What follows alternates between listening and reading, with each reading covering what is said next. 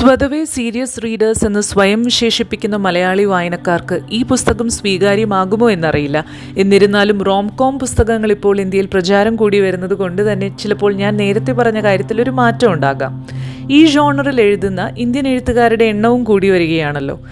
ഈ കഥയിൽ വലിയ പ്ലോട്ടൊന്നുമില്ല. അല്ലലില്ലാതെ ജീവിക്കുന്ന രണ്ടുപേർ, ഒരു അക്കൗണ്ടൻ്റായി ജോലി നോക്കുന്ന വയലറ്റ്, ഒരു ബാറ് നടത്തുന്ന, വെറും ബാറല്ല മെയിൽ സ്ട്രിപ്പേഴ്സ് ഉള്ള ബാറ് നടത്തുന്ന ഡ്രൂ വാട്സൺ.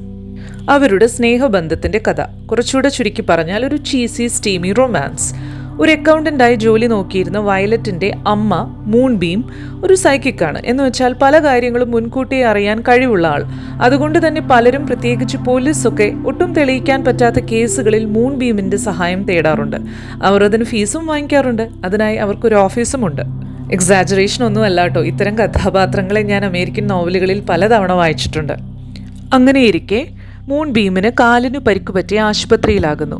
അതുകൊണ്ട് അവർക്ക് സുഖമായി തിരിച്ചു വരുന്നതുവരെ ആ ഓഫീസ് നടത്തുന്നതിനായി വയലറ്റിനെ ചട്ടം കിട്ടുന്നു. വയലറ്റും അമ്മയെപ്പോലൊരു സൈക്കിക്കാണ് എന്നാണ് മൂൺബീം അവകാശപ്പെടുന്നതെങ്കിലും അത് അംഗീകരിക്കാൻ വയലറ്റ് തയ്യാറല്ല എന്ന് മാത്രമല്ല, ഇതൊരു ഫേക്ക് സയൻസ് ആണ് എന്ന് അവൾ വിശ്വസിക്കുകയും ചെയ്യുന്നു. എന്നിരുന്നാലും അമ്മയ്ക്ക് വേണ്ടി വയലറ്റ് ഓഫീസ് ഏറ്റെടുക്കുന്നു. അതിനു തൊട്ടപ്പുറത്താണ് ഡ്രൂ ബാറ് നടത്തുന്നത്. വായിക്കുമ്പോൾ ഫ്ലിംസി ആണെന്ന് തോന്നാമെങ്കിലും എനിക്കതിൽ ഇഷ്ടപ്പെട്ട ഒരു ഐഡിയ, ഇവിടെ വയലറ്റ് ഒരു അക്കൗണ്ടൻ്റ് ആകുന്നത് മൂൺബീമിൻ്റെ സൈക്കിക് ആയിട്ടുള്ള ആക്ടിവിറ്റീസിൽ നിന്നും മനഃപൂർവ്വം മാറി നിൽക്കുന്നതിന് വേണ്ടിയായിരുന്നു. തൻ്റെ ജീവിതത്തിന് ഒരു നോർമൽസിയാണ് വേണ്ടത്. അതുകൊണ്ട് തന്നെ തനിക്കും വേണ്ടത് ഒരു ആൾ സ്റ്റേബിളായ നോർമലായി ജീവിക്കുന്ന ഒരാളായിരിക്കണം എന്നൊരു വാശിയും ഉണ്ടായിരുന്നു. അങ്ങനെ ഒരാളെ വയലറ്റ് കണ്ടുമുട്ടുകയും ചെയ്യുന്നു, മൂൺബീമിനെ ചികിത്സിക്കുന്ന ഡോക്ടർ ക്രിസ്.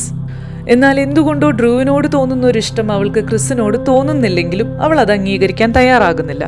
തന്നിൽ നിന്ന് ഓടിയകലാതെ സ്വന്തം സത്വത്തിനോട് ആത്മാർത്ഥത പുലർത്തുക എന്നുള്ളത് വളരെ പ്രയാസമുള്ളൊരു കാര്യമാണ്.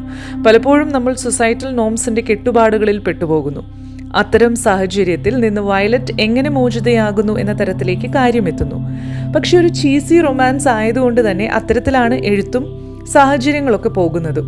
ഒരു ഇമോഷണൽ ടർബ്യുലൻസ് ഉണ്ടാക്കാവുന്ന തരത്തിലുള്ള പ്രേമ കഥയൊന്നും അല്ല. If you want to read something for fun, read it.